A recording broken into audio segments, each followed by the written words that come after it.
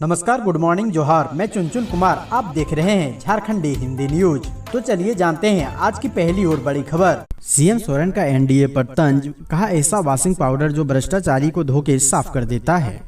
मुख्यमंत्री हेमंत सोरेन ने एनडीए को निशाने पर लेते हुए तंज कसा है और कहा है कि एनडीए वॉशिंग पाउडर है जहां जाकर भ्रष्टाचारी धुल जाता है। उन्होंने कहा कि एनडीए को लाज शर्म नहीं है, ये बेशर्म हो गए हैं, उनके पास जाकर भ्रष्टाचारी धुल जाते हैं। भाजपा नेताओं द्वारा इंडिया गठबंधन को परिवारवादी और भ्रष्टाचारी बताए जाने पर पलटवार करते हुए उन्होंने आगे कहा कि राजनीतिक और बौद्धिक शब्दों से कोई बाग नहीं हो जाता है। समय आएगा तो सबकी ताकत का पता चल जाएगा। इसके साथ ही मणिपुर में लगातार हो रही हिंसा पर उन्होंने चिंता जताते हुए कहा कि वहाँ गृह युद्ध की स्थिति है। वहाँ जो कुछ हुआ है वह देश के इतिहास का काला अध्याय है। 80 दिनों से मणिपुर में अराजकता की स्थिति है। ऐसे में एक भयावह दृश्य वहाँ से आदिवासी महिलाओं का आया है जिसे बयां नहीं किया जा सकता।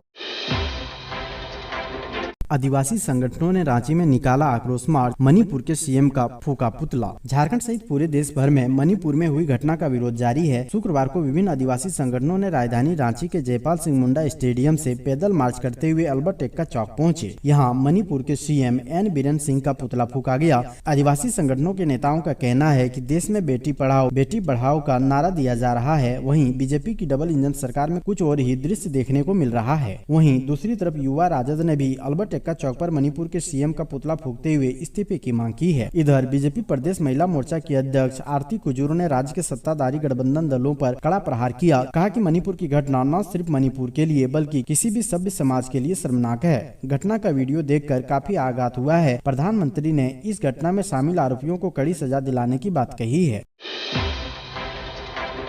झारखंड के सीएम हेमंत सोरेन ने मणिपुर की घटना को देश का काला अध्याय बताया। पीएम मोदी पर भी कसा तंज। झारखंड के मुख्यमंत्री हेमंत सोरेन ने मणिपुर में 2 आदिवासी महिलाओं के साथ हुई घटना की घोर निंदा करते हुए कहा है कि यह घटना देश के इतिहास में काला अध्याय के रूप में दर्ज किया जाएगा। झारखंड मुक्ति मोर्चा के कार्यकारी अध्यक्ष ने कहा है कि 80 दिनों से मणिपुर में अराजकता की स्थिति बनी हुई है। कल एक ऐसा दृश्य सामने आया जिसको बयान नहीं किया जा सकता। आज जब लोकसभा का सत्र शुरू हो रहा है तब जाकर हमारी केंद्र की सरकार ने चुप्पी तोड़ी है। हेमंत सोरेन ने आगे कहा कि केंद्र सरकार ने चुप्पी भी कैसी तोड़ी है उसे आप भी देख रहे हैं और पूरी दुनिया देख रही है। उन्होंने प्रधानमंत्री नरेंद्र मोदी पर तंज कसते हुए कहा है कि बहुत दुर्भाग्य की बात है कि एक और आप देश को विश्व गुरु बनाने चले हैं।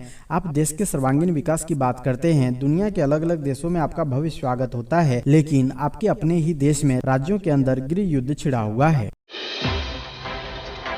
लॉ एंड ऑर्डर से सीएम हेमंत सोरेन नाराज, सीनियर पुलिस अफसरों को किया तलब, 15 दिनों की दी मोहलत। मुख्यमंत्री हेमंत सोरेन ने राज्य की विधि व्यवस्था को लेकर वरीय पुलिस अधिकारियों को तलब किया। इस क्रम में सीएम ने वर्तमान समय में छोटी बड़ी आपराधिक घटनाओं को लेकर कड़ी नाराजगी जताई। मुख्यमंत्री ने अगले 15 दिन के अंदर राज्य में विधि व्यवस्था में सुधार लाने का निर्देश पुलिस अधिकारियों को दिया। उन्होंने पुलिस अधिकारियों से कहा कि पुलिस अपनी कार्यशैली में सुधार करते हुए आपराधिक घटनाओं पर लगाम लगाएं। अगर स्थिति में सुधार नहीं हुआ तो संबंधित पुलिस अधिकारी बख्शे नहीं जाएंगे। सेवा मुक्त होंगे पलामू के 399 पारा शिक्षक, अवैध नियुक्ति के बाद भी 113 की बचेगी नौकरी।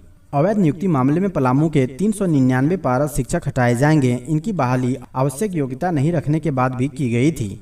वहीं अवैध नियुक्ति के बाद भी 113 पारा शिक्षकों की नौकरी बची रहेगी, क्योंकि ये सभी बहाली के समय कम से कम आवश्यक योग्यता रखते थे। इन्हें स्पेशल केस में बहाल रखने का निर्णय लिया गया है। इस तरह इनकी नौकरी बची रहेगी।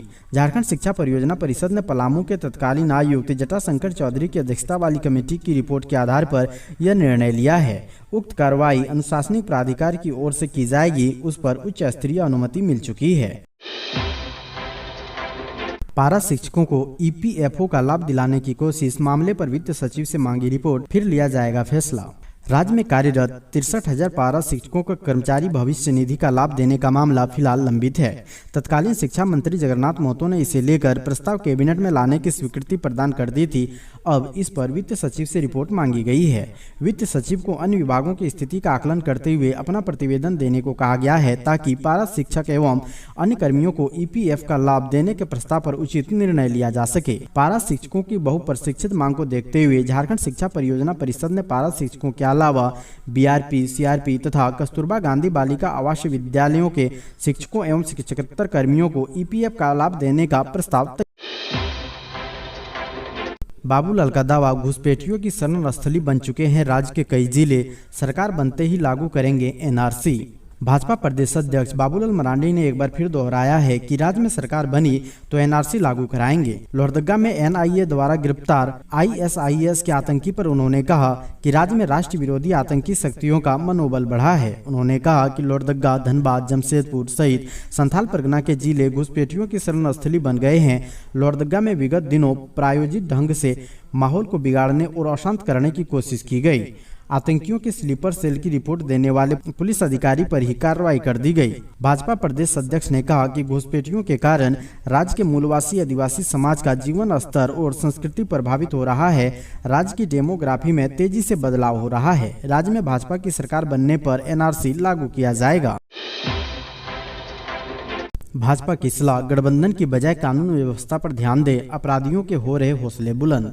बेंगलुरु में विपक्षी दलों की गठबंधन के लिए हुई बैठक पर भारतीय जनता पार्टी ने निशाना साधा है। भाजपा प्रदेश प्रवक्ता कुणाल सारंगी ने तंज कसते हुए कहा कि मुख्यमंत्री हेमंत सोरेन का ध्यान विधि व्यवस्था पर होना चाहिए, लेकिन वह गठबंधन पर ही केंद्रित कर रहे हैं। प्रदेश प्रवक्ता ने कहा कि कानून व्यवस्था ध्वस्त और सबसे निचले पायदान पर है।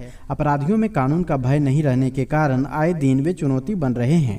अपराधी कानून व्यवस्था को खुली चुनौती देकर सरेआम तांडव मचा रहे हैं। अपराधी पुलिस प्रशासन पर भारी पड़ रहे हैं। मुख्यमंत्री को राजनीतिक गठबंधन की फिक्र है। उन्होंने दावा किया है कि 2024 के लोकसभा और विधानसभा चुनाव में भाजपा सरकार लौटेगी, जनता महागठबंधन को जवाब देने के लिए।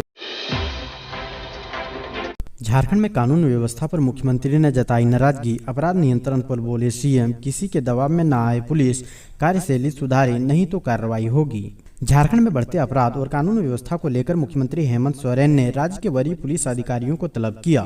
मुख्यमंत्री ने वर्तमान समय में राज्य के भीतर हो रही छोटी बड़ी आपराधिक घटनाओं को लेकर कड़ी नाराजगी जाहिर की है। मुख्यमंत्री ने साफ तौर पर कहा है कि 15 दिन के भीतर राज्य में विधि व्यवस्था सुधारें। पुलिस अधिकारियों से कहा कि पुलिस अपनी कार्यशैली में सुधार करते हुए आपराधिक घटनाओं पर लगाम लगाएं। अगर स्थिति में सुधार नहीं हुआ तो संबंधित पुलिस अधिकारी बख्शा नहीं जाएगा। पिछले कुछ दिनों में अपराधियों ने विधि व्यवस्था संधारण को चकमा देते हुए कई जघन्य अपराध को अंजाम देने में सफल रहे। किसी भी हाल में ऐसे अपराध स्वीकार्य नहीं है। वर्तमान समय में हो रही आपराधिक घटनाएं राज्य के लिए चिंता का विषय है। आपराधिक घटनाओं की पुनरावृत्ति न हो, इस निमित्त पुलिस बिना किसी दबाव के अपराधियों पर कड़ी कार्रवाई करना सुनिश्चित करे।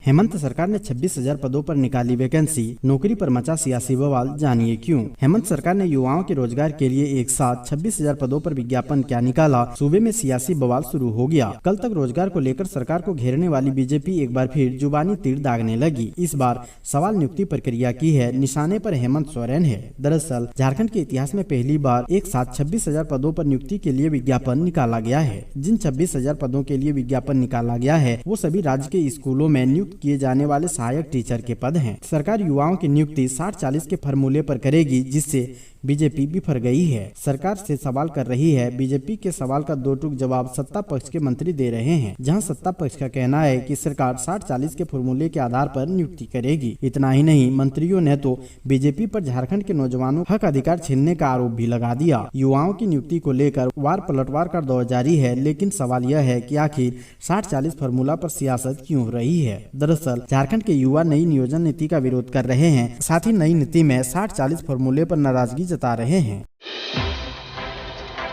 देश के 5वें सबसे गरीब विधायक हैं झारखंड के मंगल कालिंदी, इतनी है संपत्ति। झामुमो विधायक मंगल कालिंदी झारखंड के सबसे गरीब विधायक हैं। एसोसिएशन फॉर डेमोक्रेटिक रिफॉर्म ने गत 15 जुलाई को देश के सबसे 10 गरीब विधायकों की जो सूची जारी की है, उसमें वे 5वें नंबर पर आए हुए हैं। संपत्ति का यह आकलन 2019 में विधानसभा चुनाव के लिए नामांकन पत्र दाखिल करने के समय विधायकों के द्वारा संपत्ति के संबंध में जो घोषणा की गई थी, उसके आधार पर की गई है। कालिंदी ने शपथ पत्र में 30,000 रूपए की चल संपत्ति की घोषणा की थी। इस सूची में पहले नंबर पर पश्चिम बंगाल के भाजपा विधायक निर्मल कुमार 1700 रूपए की चल संपत्ति के साथ पहले अंक पर आके गए हैं। दूसरे नंबर पर रायगढ़ ओडिशा के निर्दलीय मकरंद मुदुली हैं, जिसकी चल संपत्ति 15,000 रूपए थी। तीसरे नंबर पर नरिंदर पाल सिंह सावन है। पंजाब से आपके विधायक सावन की कुल संपत्ति 18,370 रूपए थी। चौथे नंबर पर भी पंजाब से ही आपकी ही विधायक नरिंदर कौर बरज है, जिनकी कुल संपत्ति 24,409 रूपए थी। दिल्ली में केंद्रीय मंत्री अर्जुन मुंडा से मिले रघुवर, झारखंड समेत अन्य मुद्दों पर वार्ता। पूर्व सीएम रघुवर दास ने नई दिल्ली प्रवास के दौरान झारखंड के पूर्व सीएम सह केंद्रीय जनजातीय मंत्री अर्जुन मुंडा से मुलाकात की। केंद्रीय मंत्री ने रघुवर दास का गर्मजोशी के साथ स्वागत किया। दोनों के बीच झारखंड की राजनीतिक विशेषकर आने वाले लोकसभा चुनाव पर चर्चा हुई। झारखंड में मिशन 2024 के तहत मिलकर लोकसभा चुनाव लड़ने पर लंबी वार्ता हुई। पूर्व सीएम रघुवर दास व अर्जुन मुंडा की इस मुलाकात से राजनीतिक गलियारों में चर्चा तेज हो गई है। मुंडा भी झारखंड में 3 बार सीएम रहे हैं। रघुवर दास व अर्जुन मुंडा झारखंड में भाजपा के कदावर नेता है। यह पहला मौका है जब झारखंड के 2 पूर्व सीएम एक साथ मिले हैं। अब तक इस प्रकार की मुलाकात दोनों पूर्व सीएम के बीच नहीं हुई थी। मुंडा व रघुवर अलग अलग लोबिन के नेता माने जाते हैं, लेकिन जमशेदपुर में काली पूजा के प्रसाद वितरण कार्यक्रम में रघुवर दास सीएम रहते हुए घोड़ा बांध में मुंडा के आवास पर कई बार गए हैं, लेकिन नई दिल्ली में इस प्रकार की भेंट वार्ता पहली बार हुई है। हालांकि दोनों के बीच मुलाकात में बातचीत क्या हुई है, इसकी आधिकारिक जानकारी नहीं मिली है।